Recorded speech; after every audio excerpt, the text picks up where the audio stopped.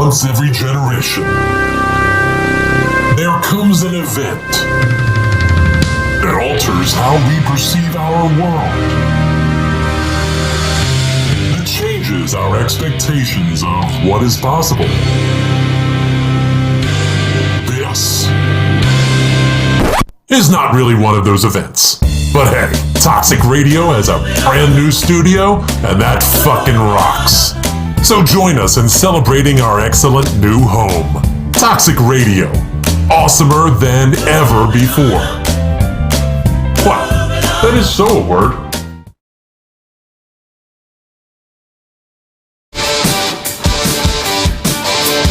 Planning your Saturday night can be a bit of a bitch. How about we make rock, not war? Load up Toxic Radio every Saturday night for the heavy metal happy hour with the one and only Fishman. I don't know how to put this, but I'm kind of a big deal.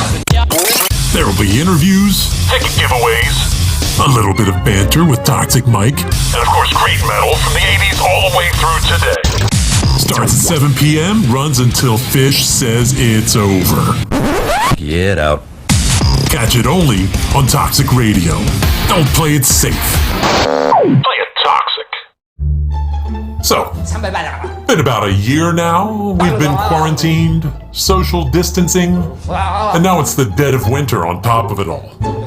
Like a lot of us, you might be getting more than a little down, agitated perhaps. Okay, I'll say it. Completely fucking batshit. Well, the good news is, Toxic Radio is here for you, and we understand. We're going to be doing... Wait, hold up. Can we dial it down a notch? We're being encouraging here, not selling sports drinks. Much obliged. We're going to be doing everything we can to keep you entertained and distracted with our lineup of shows, from Supreme's Funky Contradiction and Hungry for Hope to Paradelphia and Wire to Wire. And never forget, the best music you can't find anywhere else. Toxic Radio, doing our best to help you stay sane. Seriously, can someone please shut him up?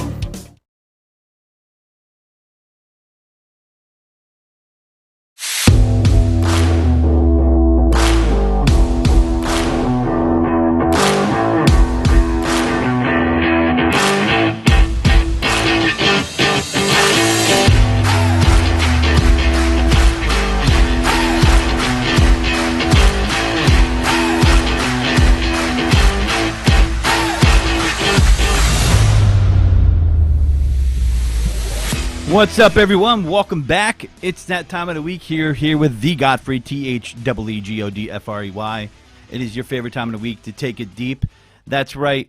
We are here in the new studio. That's why we got the black background. We are in the midst of a move. I'm pretty sure it's okay to talk about it since I heard about it in a commercial. I'd like to call Mike out, though. He didn't list Fish's show in a commercial or mine. I'm just going to put that out there. Fish, you feel me? You feel me on that? Mike, do you have any comments? No. No comment. I'm not in charge of those commercials or any part of them. I guess Fish equals music here, so yeah, that counts for him. But that being said, yeah, new studio, new digs, really nice here. We're all excited, super pumped to have the new home here at Toxic Radio, and we got a little construction going on, but nothing heavy, and things are moving along. Got to pick up some glass today for our studio window, and I almost knocked out a gypsy, so kind of works out with my trunk of my car. Oh, his head was in the wrong place. That works out good. Yeah. I was like, not bleeding. If you want to sue me. Fish swore because you were late to the studio that the glass had broken, that you had caused some kind of catastrophe on the highway.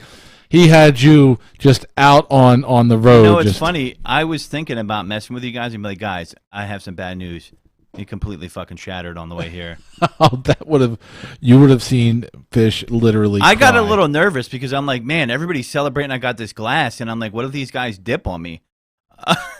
You know, What do I'm you like mean hitting them dip? up. Oh, the people that you went to go pick it off Yeah, of? because it's Facebook Marketplace. You find stuff on people like, oh, sold it to someone else for more, or we died. I don't know. Something like that could happen. I'm pretty It sure. could, Yeah, absolutely. So I was like, oh man, I could go from hero to zero real quick. So, but we got a lot to talk about. We got our honorable mentions, our cuck of the week, our mush of the week. It has some interesting topics to touch on that are kind of pandemic related, but not really, more as a result of the pandemic. And just thought we'd jump in there. And, you know, if you want to call in 856-485-9565, if you try to call in and you have trouble getting through, you can always hit me up at THWEGODFRE1. I'm sorry, THWEGODFREY, the Godfrey. That's me on Instagram, Twitter. You can catch us live right now on Taking It Deep with the Godfrey on the Facebook page. Share it, like it, you know, get your mom to like it, your auntie, whoever. And we have our YouTube channel for Toxic Radio. It's, I believe, youtube.com/ or / one of the two, play Toxic. Right, Mike? Got it right. You got it 100% correct. Yeah, You're like a professional. Yeah, right? And Twitter always, as I said. And, you know, like the podcast, if you can't catch us live, no big deal. Usually we'll get it up a day or two later, depending on the week. That's my fault. And you can subscribe, iTunes, Google Play Music Store, or Google Podcast Now. You Google Taking It Deep with the Godfrey, and you will find me. I promise you that. With that being said, we wanted to jump right into our honorable mentions here because, you know, that is a favorite. Our honorable mentions. Everybody loves a good honorable mention. Don't they? Don't they, Mike? Yes. I mean, we've had people in the chat room clamoring for honorable mentions and to find out how many you've had and what they were for. Yeah, so one thing I wanted to talk about, and I don't know, maybe this is under the grind my gears territory, but I was noticing that ever since the pandemic happened, and it's starting to gear up. Good news, sidebar here. I believe Johnson & Johnson just got the 1-dose refrigerated vaccine approved for emergency use, which will speed up vaccination for those who want it, which should speed up reopening things. I'm starting to see things happen, like people allowed in sports games, things of that nature. But back to the point, I think customer service completely sucks ass right now. For everything across the board, specifically places you can't go to in person. Even Amazon for a while, you had to kind of like navigate like a salmon swimming upstream to get a live person on the phone. And you know they could work remote because half the people are working remote that are there. They're not sitting in an Amazon warehouse or a call center center in this country doing it. Maybe they had less workers. I get that. That's to be expected. But what I feel is now that is starting to alleviate itself, and a lot of people have been back to work, that companies are cheaping out on customer service and taking advantage of consumers by taking the approach of monkey see, monkey do. I'm not here, and you can't find me, therefore you can't get an answer, and you're shit out of luck. Have you experienced that at all, Mike, with any customers? I haven't experienced it at all. Customer service with me right now, with anybody I've dealt with, has been superior. I just called up Allstate customer service today, and I've got to say, they were stupendous. Comcast customer service, unbelievably friendly and overly helpful. Go back like, you seriously, you come to me with all this stuff, and I wish I could go the other way. Get out. But literally, the sweetest, nicest people that gave me their phone numbers that said, please call me back. It was a beautiful, beautiful thing. Well, all right, I'll give you a couple of different options, like Robinhood customer service. You know, we're talking about them as far as GameStop. You invest money with them, and you would think you would be able to get a real-time answer. And these are other investment sites that have the same problem. TD Ameritrade, for example, it took me 45 minutes to get someone on the phone, which I think is ridiculous for a 24-hour, 7-day-a-week. You know, for an outfit that big, it's right, ridiculous. And they're taking your money like that, but you can't get an answer. You know, it's like snail mail. You have a better fucking shot of sending a letter with a stamp on it and put it in the post office, and they're behind too. But I'm okay with them being behind. You know, and you're paying them. They're making money off you. That's just one example. Amazon was bad for a while. Now it's not. You send emails out, and I'm going to give you some. This isn't just my thoughts. I'm going to give you an article. This is from NBC Dallas Fort Worth. There was an LA Times one, but you know they want you to pay to read that one, so fuck them. Anyway, A lot of customers say they're forced to confront long hold times, uninformed employees, and unresolved disputes. Consumers around the country are sharing frustration with the state of customer service in 2020. Many families are surrendering to lousy customer service and leaving money on the table in the middle of an economic recession. I would think I'd be kissing a little bit more ass if I was a business to get those extra dollars right now.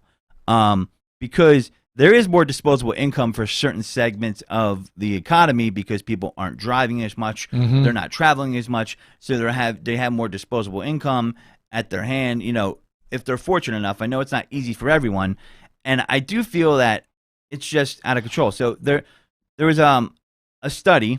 Those are the key findings, as we talked about before, in a nationwide survey from NBC and Telemundo-owned television stations.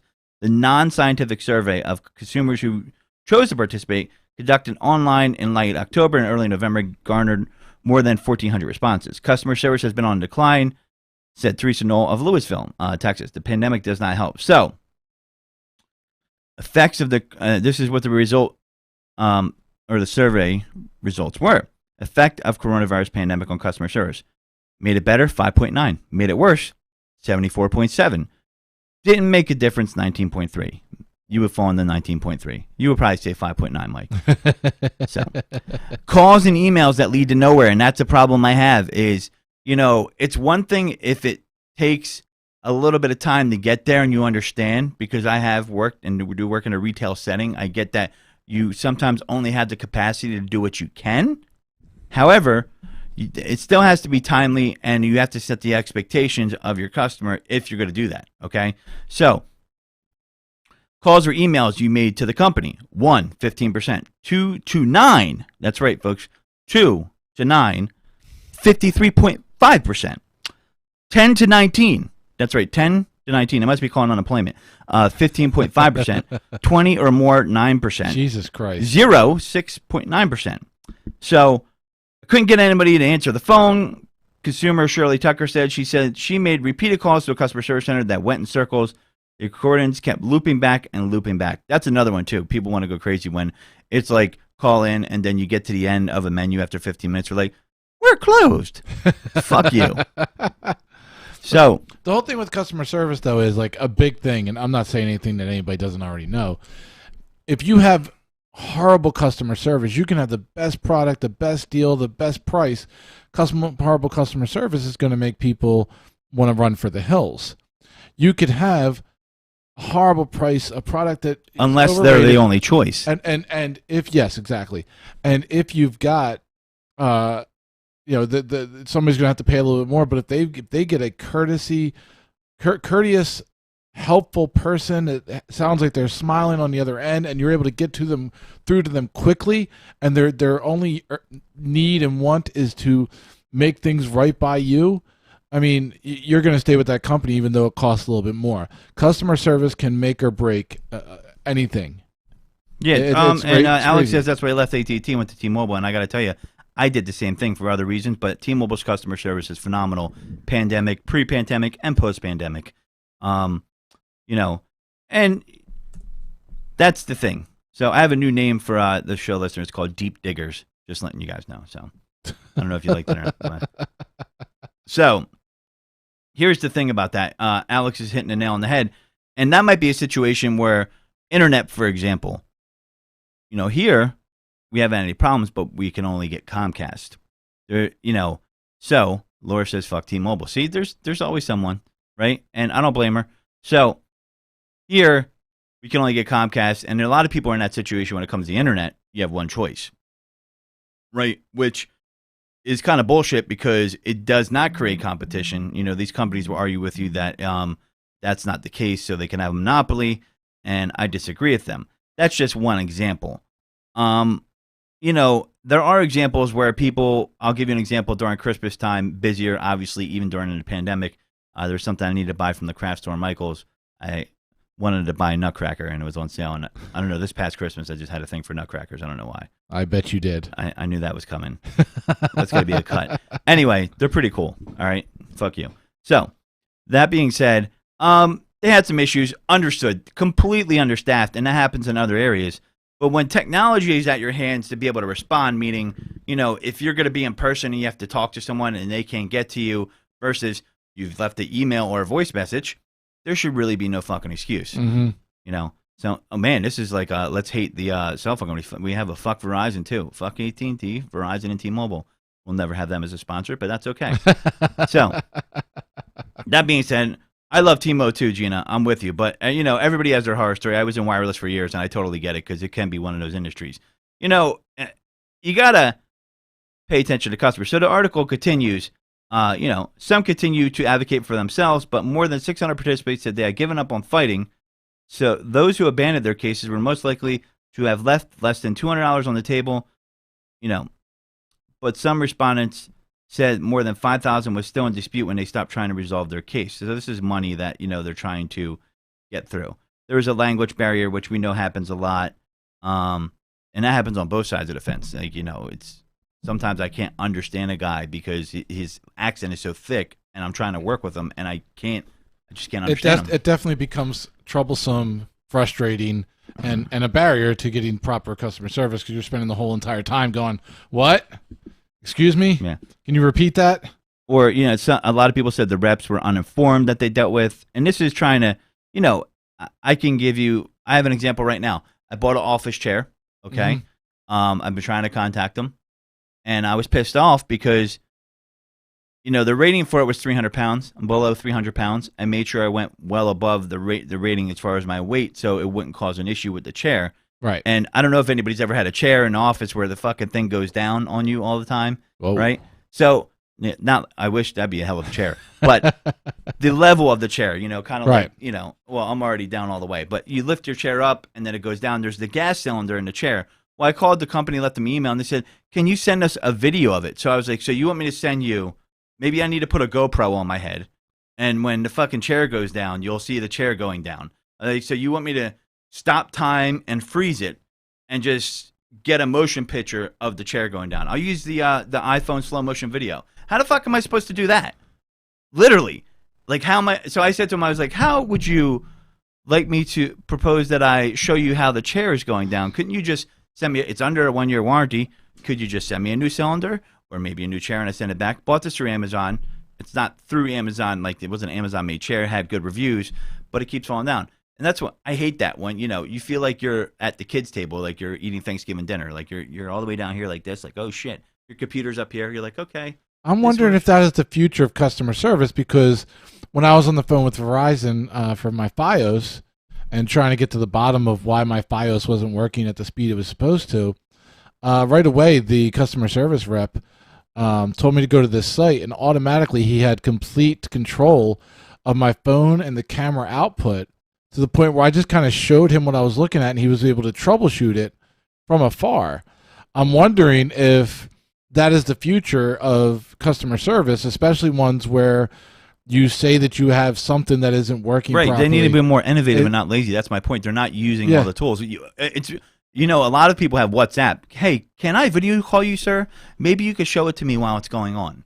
Zoom, anything else. Not, I want you to be Martin Scorsese and send me a fucking live action shot of the chair going down while I'm sitting in it. Like, I'm gonna. But that's not far fetched to ask for. How am I gonna do that while I'm in the chair or I'm in bed? Like, is it gonna? You prop it up across from you against something. But it's intermittent. It's not like it goes down immediately when I sit in it because it's a gas cylinder.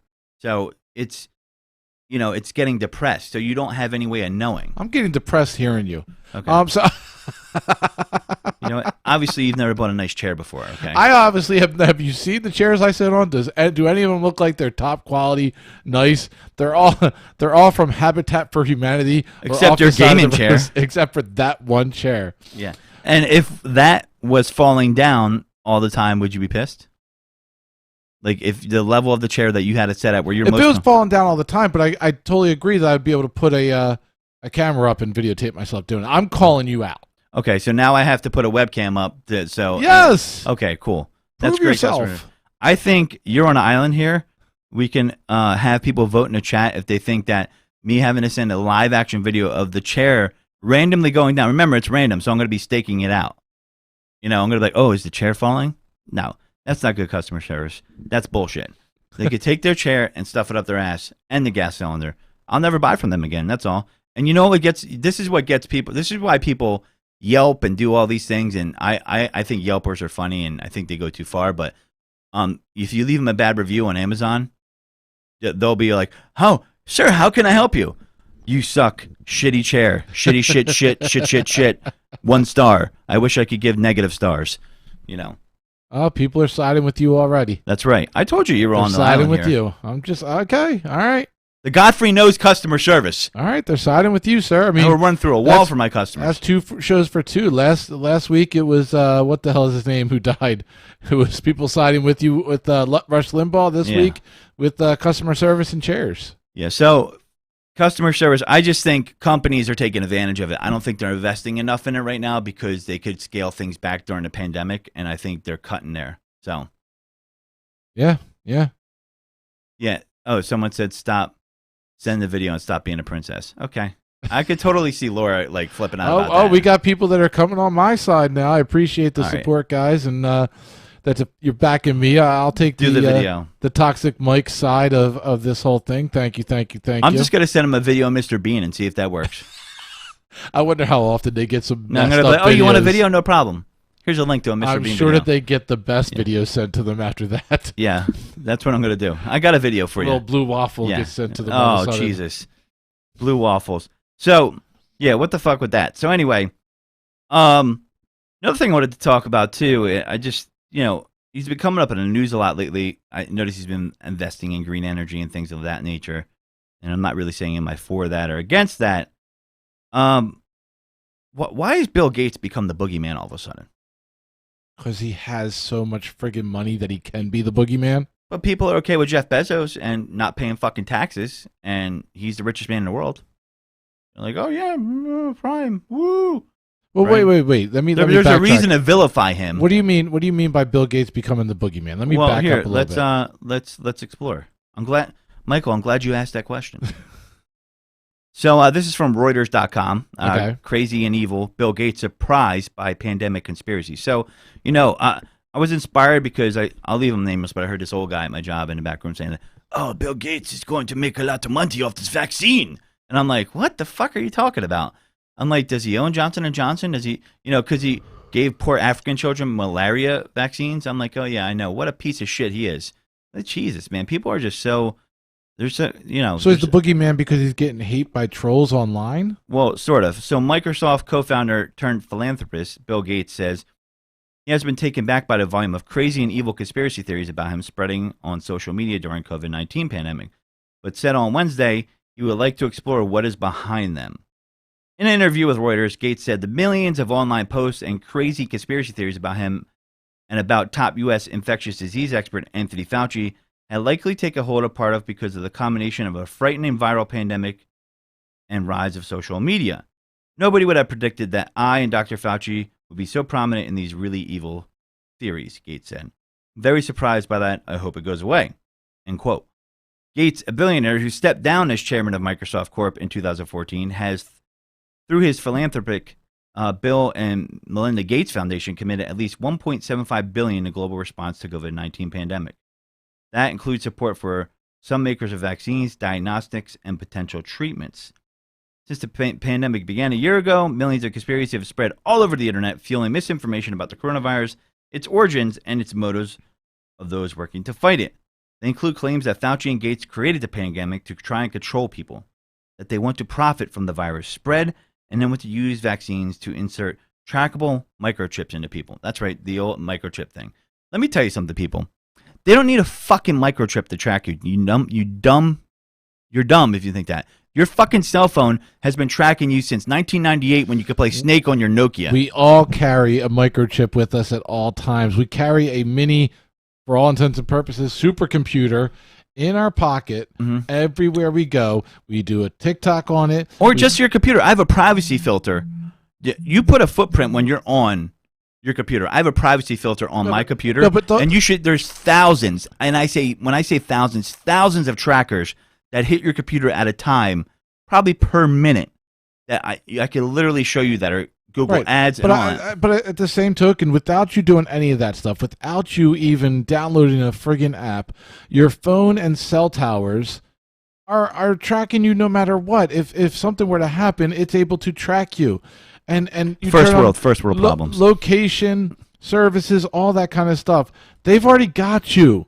So knock it off with this whole they're trying to track you with shit. Yeah, everybody thinks that they're James Bond, and no one knows that they're jerking off in their basement at 3:30 in the morning. Let's be real here, okay? You're all beating your meat or flicking a bean. Here's my whole thing with this, though. On a different note, first off, forget the idea of privacy. The idea of privacy is gone out the fucking window.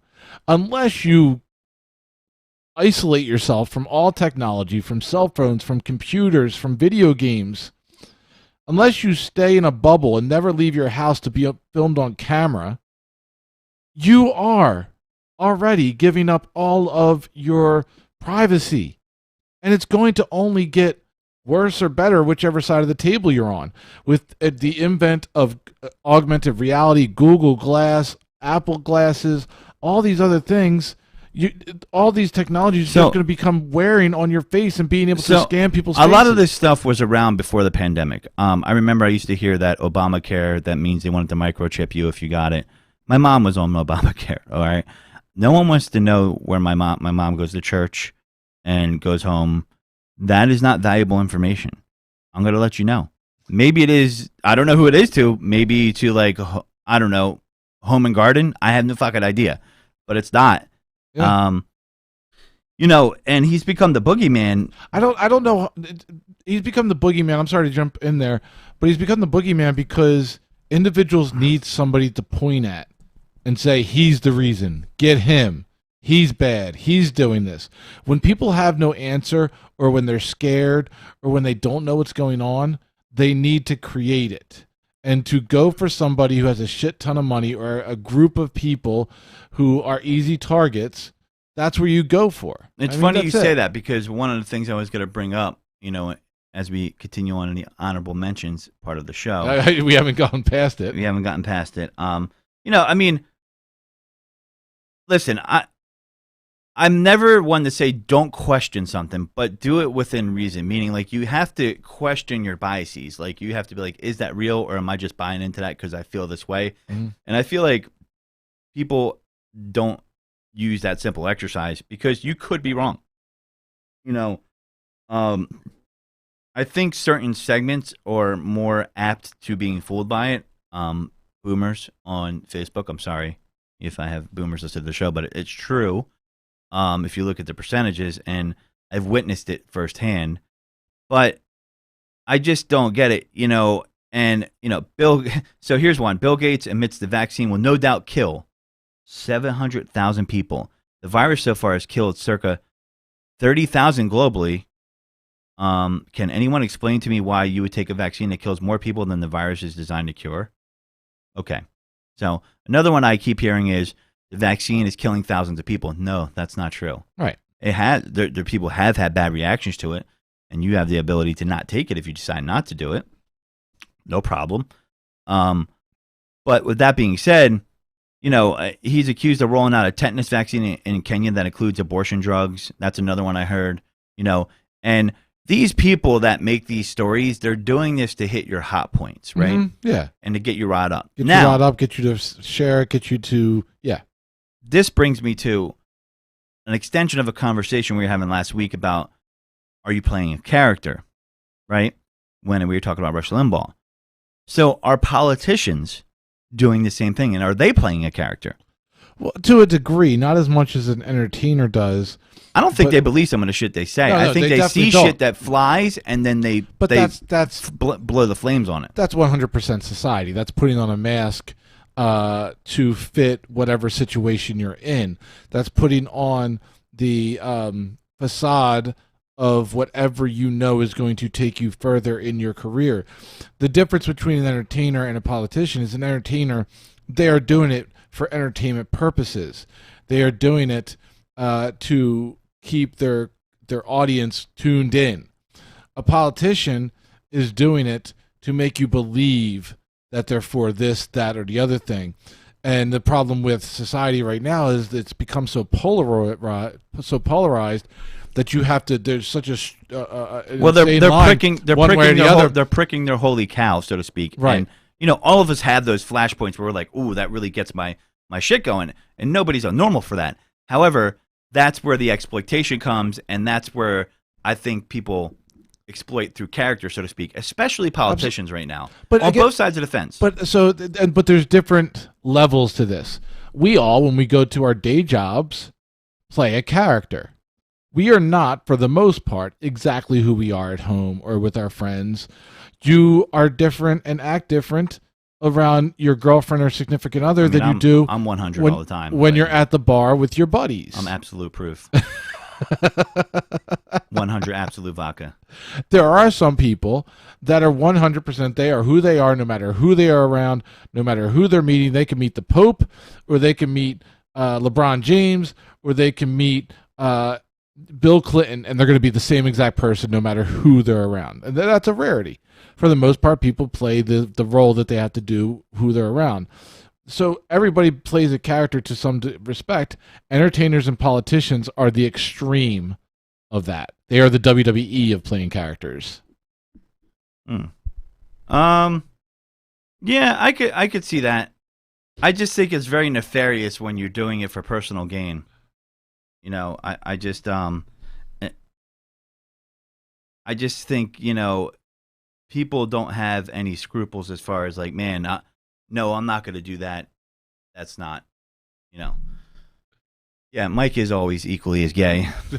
That's a comment. Thank you, Laura. In the room. Thank you, Laura. You speak truth. Hashtag truth. Yeah. Half-baked truth. No, I'm just kidding. But I mean, listen, it's just one of those things, and it made me think last week after the conversation. I do think some of them were playing a character. I think they manipulate on purpose. I think there's people, but the thing is, I think, it's almost like no responsibility, and then you go down this rabbit hole where you have to keep living it to keep in character, and we learned from the wrestling world that you actually don't have to do that for people to enjoy the same character, right? As the old 90s went away.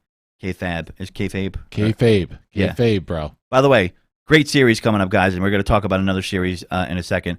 Dark Side of the Ring Season 3 going to premiere soon, and they're going to have Dark Side of the Ring behind the scenes coming up. Yes, Confidential, is that what Confidential, yeah, on I believe it's on Vice. Yeah, I just watched the trailer for it last night, and it made my nipples hard. Yeah, well, speaking of hard nipples, we're going to talk about one of the all-time greatest perverts, and not great in a good way, and Woody Allen. All right. Yeah. Love Woody. Well, yeah. Do you love Wood or you love Woody? Do you respect Wood? I respect the Wood, and I respect the Woody Allen. Okay. Well, Woody Allen, I call all-time pervert because he decided to marry his adopted daughter. I just think. I mean, when true love hits, what are you supposed to do? Oh, Jesus. I mean, supposed to ignore it? I guess. I mean, I guess it's technically not incest because they're not blood, but right. I mean, what are you supposed to do when true love taps you on the shoulder and says, "Dad, I love you"? Well, they're doing a Woody Allen documentary series, and it's coming out really soon. And I want to watch it. One, because when it was happening, I was younger, so I probably didn't get the full, I guess, Monty, if you will. Yep, there he is. Yep, right there. And of course, when I try to pull up the page, it just doesn't want to come up. So, Woody Allen has that problem. He tries to pull it, and it doesn't come up. And yeah. So, explosive Woody Allen documentary, coming, and that's another thing too. And I'll get right back to that.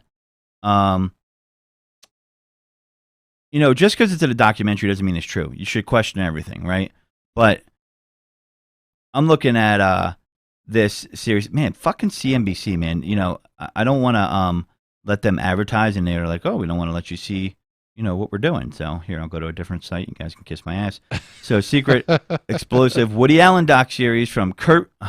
The guy's name's got to be Kirby Dick, I guess. All right. And Amy Zirin coming to HBO. So, Allen vs. Farrow goes behind the decades of the sensational headlines to reveal the private story of one of Hollywood's most notorious and public scandals. The accusation of sexual abuse against Woody Allen involving Dylan, his then 7-year-old daughter, with Mia Farrow.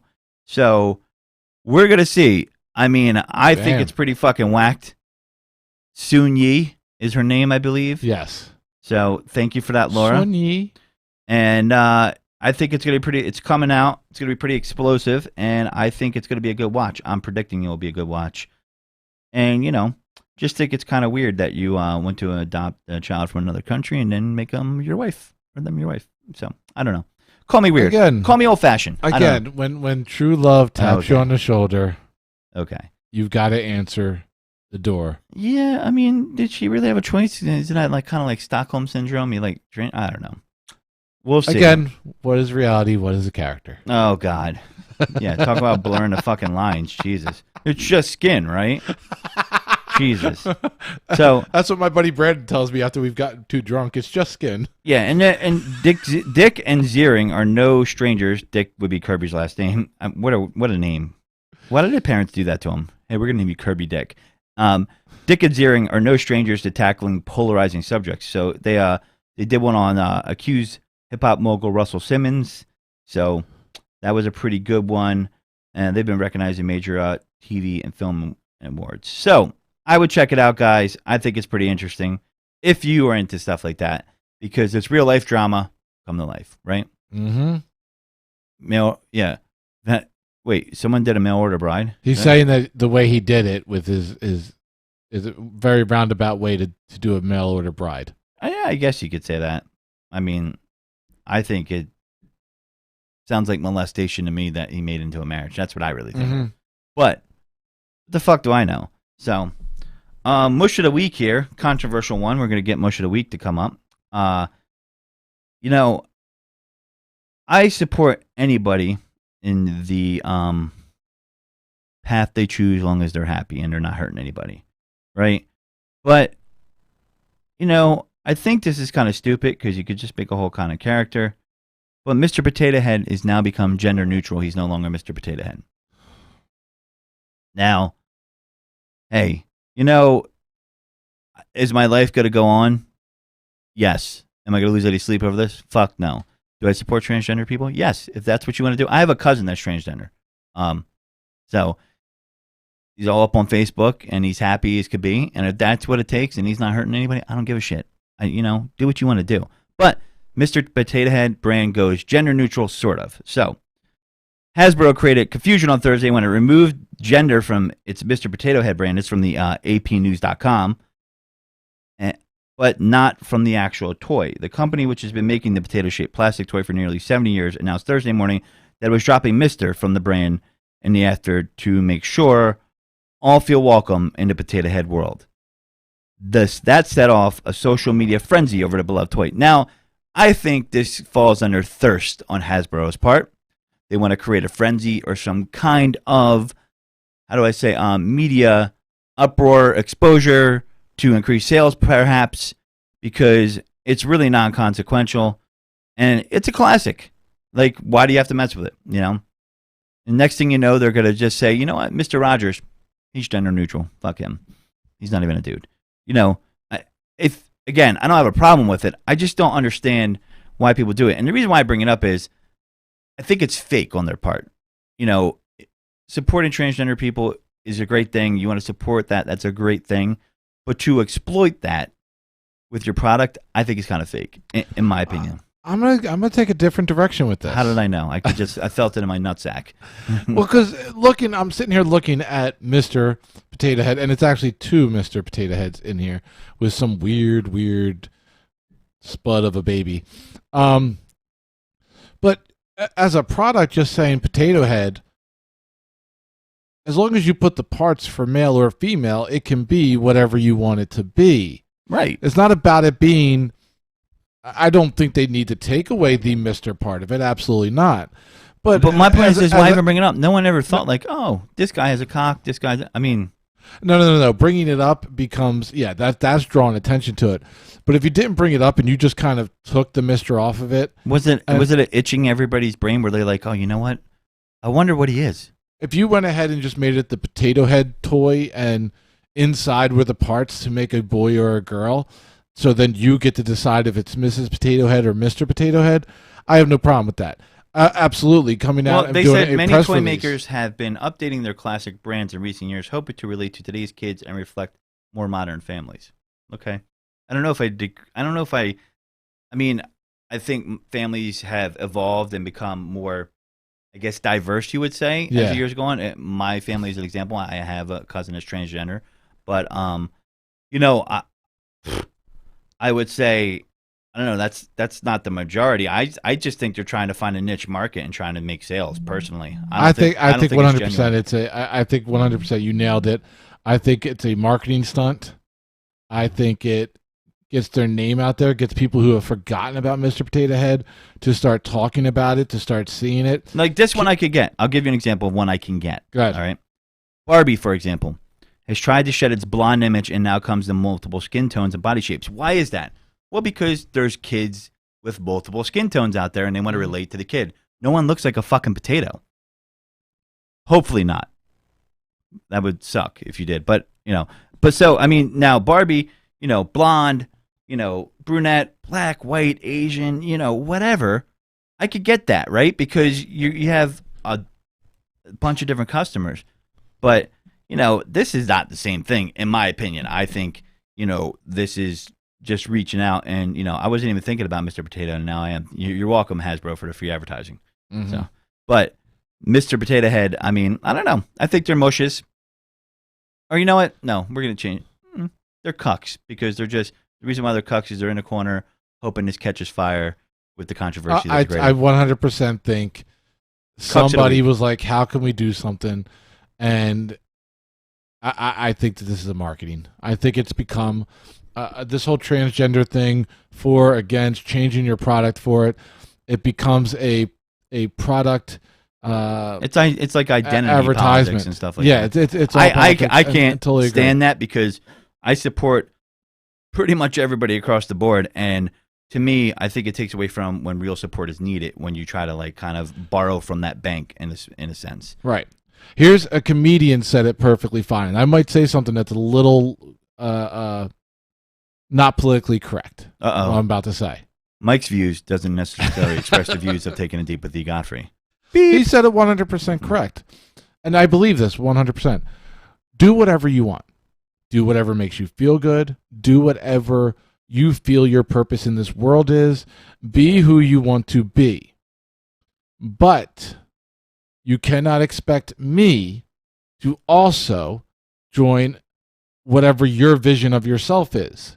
Right. Does that make sense? If you were whatever you were born, however you are, you're trying, you don't feel comfortable in the way that you are. That's fine. Do whatever makes you happy. Do whatever makes you feel right in this world.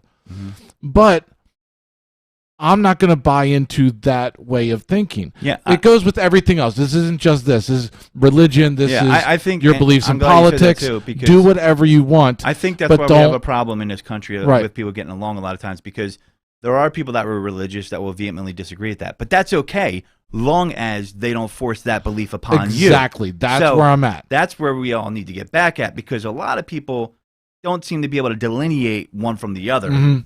And it doesn't have to be across the board, but you do have to respect each other.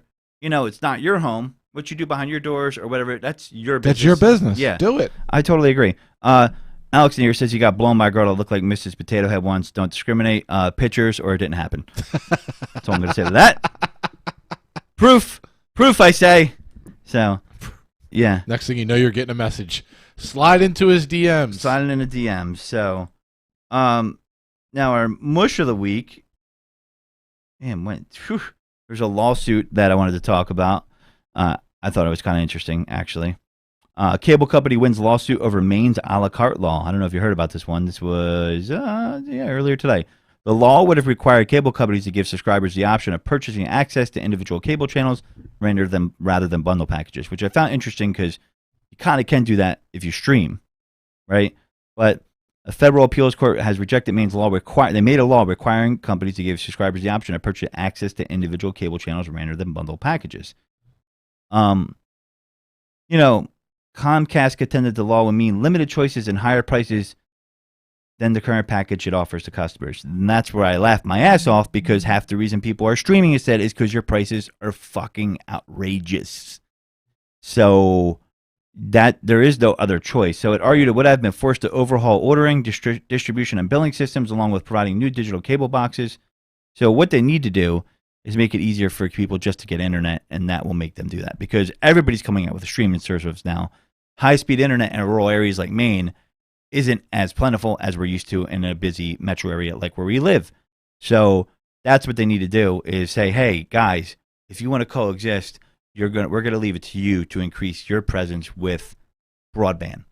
And they have to keep that separate from cable, meaning there has to be net neutrality or something like that because you can't, that's where they have a monopoly and they're going to be, because listen, you could buy heat generated from different people and providers, but you have to get it from like PSE&G or PGW or whatever company you may learn, but it's regulated to the sense where they can only charge so much because it has become a utility. Internet is a utility, in my opinion. And I know it is, and these companies know it is, because I'll give you an example. I know someone, and I know people that were behind on some bills, and right now Comcast will not cut off your internet. They'll reduce your internet speed to 25 megabytes per second if you have 100, for example. Right. Now, that's nice of them. Appreciate that. Good, take it a step forward. But you have to keep pressure on them, because if you don't, then all of a sudden, they're going to do whatever they want. But the fact that they're doing that is telling me that it is a utility, because just like heat in the wintertime, at least in Philadelphia, or electricity, you can't shut it off if someone's behind on their bill. So absolutely, yeah, they're the mushes of the week because they keep messing it up. They're mush. They're goddamn mush. That's what I think of that. Trump is in the news. I found this interesting. He's a mush too, actually. With this, this was a pretty close one. His tax returns are finally going to New York prosecutors. I really don't care about his tax returns. But I just think it's funny because he's a mush, because if there's nothing to hide, which I'm interested, there might not be anything in these tax returns. We really don't know. Everybody thinks it's going to be Pandora's box. Maybe it is. Maybe it's not. But now I'm interested because I want to know, is it good or is it bad? Is it going to show anything? The Supreme Court said, no, Mr. Trump, Manhattan, I guess, the Supreme Court just put an end to years of battling over financial documents. So, former President Trump's tax returns and other records are finally on the way to New York prosecutors. Supreme Court formally declined to hear Trump's case. His Supreme Court, where you put three people. And that tells you judges do not operate as far as favors when they're that high at that level. They don't. They're there for life. They don't even need you anymore. Nope. So, to hear Trump's case turning over piles of financial documents to Manhattan District Attorney Cy Vance, ending months of unexplained delay with a tear statement on Monday morning. The decision means prosecutors' lengthy battle to pry open Trump's financial world has finally succeeded and clears the way for an investigation on Trump's business affairs to proceed. So who knows what's in there, but he's a mush, because maybe it wouldn't have been, if there's nothing really in there and he handed him over, it would have been a dead issue by now. Right.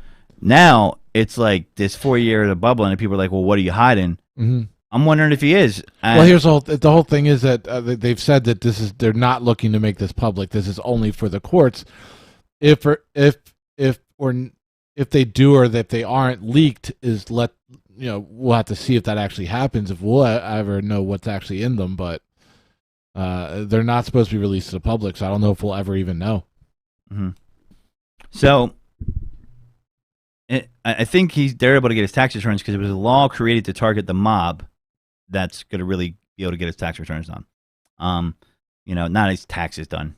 But so I'm interested now, and he's a mush, because if there's nothing in there, God, you didn't have to hide it. Maybe there is. I don't know now. Now I'm one to think if you don't want to let someone see it, there's something you're hiding. You know what I mean? Absolutely. If you make a stink about something and say no, no, no, no, no, I mean, why? Absolutely. Yeah. I mean, listen, every president, I will say, to a certain extent, in different degrees, or they do it in a different way, or he's just very bombastic about the way he does stuff, does similar things. So I don't want to villainize him for doing things that I've known or have known other presidents from both parties to do as far as corruption goes. Corruption knows no bounds. It serves not one party. And so let's not pretend like he's the inventor of it. However, he is the loudest. So that makes it get more, following. And, I would say, make your own judgment on it. But something tells me, and the reason I I know I have kind of a personal view on him before he was in politics. Why? I'm from New Jersey originally. I have cousins that live in that area that do work in AC. And I know people that were contractors that got stiffed for drywall jobs at his casino. So to me, I already had a negative view of him before he was even in politics. I was, that's why. Had nothing to do with that. Nothing what he stood for in politics. None of that stuff. Right before that, because I knew the dude was stiffing people for drywall jobs. That's why. He was famous for that. You go look that up. It's all over the place. And that was well before he was running for office. So, hey, one thing I'm glad that he's out of office for is his dance. I felt embarrassed for him, and he used to do a little dance. If we can get that video, Mike, but another time. It was his little victory dance, and I felt embarrassed for him watching that. I was like, stop that. It's called the white guy shuffle, and what that is you just move your hands, and you pretend like you're moving your hips. Trust me, you saw it. He loved doing it, though. He was the funny thing about watching his rallies, which were pretty funny to me in a way, he worked the room like a comedian, and he loved doing it. I really think he loved performing for his supporters, and they loved going to see him. I mean, just bringing it down to a granular level, not leaving beliefs in politics or where you want to go out of it. Some people just were entertained by this guy too. I really believe that. There it is. That's the dance. Yep. Boom, boom, boom. Yeah, look at that. He does it. He does it all the time. The finger point. Oh, yep. There it is. That's the dance where, like, if you're in middle school and your dad's chaperoning, you're like, no, don't, please. Oh God, fuck me. No, don't. That's the dance where you're afraid that your parent does it. But hey, I guess if you're the president, you can kind of get away with that. But I gotta say, if you're looking at him from a pure entertainment standpoint versus all the other presidents, probably the most entertaining. I mean, I'm sorry, some people may hate me for that, but absolutely the most entertaining. There's no doubt about that.